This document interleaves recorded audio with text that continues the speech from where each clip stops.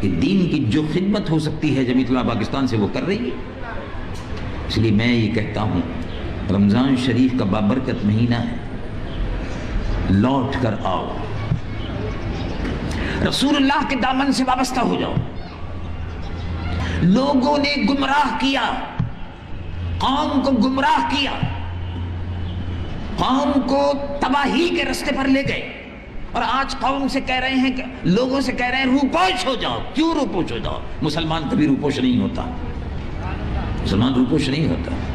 اب دیکھو پورے ملک میں ماشاءاللہ لگتے رہے، ظالموں کی اور جابروں کی حکومتیں رہی، ہم جیلوں میں بھی گئے، نظر بند بھی رہے، سب کچھ ہوئے، روپوش نہیں ہوئے، بھاگے نہیں. اسی ملک میں ہیں اور انشاءاللہ کملی والے آقا کے نظام کی جد و جہد اس ملک میں کرتے رہے. کوئی ڈرنے کی بھاگنے کی ضرورت نہیں. کیا ضرورت ہے؟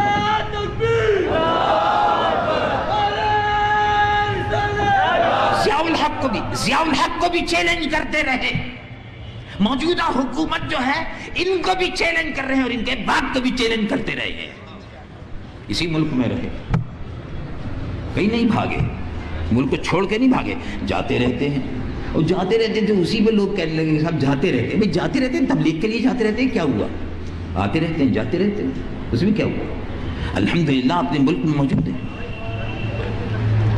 لیکن وہ لوگ کہ جو یہاں لوگوں کو قتل کروا رہے ہیں، وہ لوگ جہاں لوگوں سے کہتے ہیں دکانیں بند کرو، ہڑتالیں کرو، کیوں کرو؟ یہ کون ہوتے ہیں لندن میں بیٹھ کر تم پر حکومت جتانے والے اور تم کو ہدایتیں دینے والے؟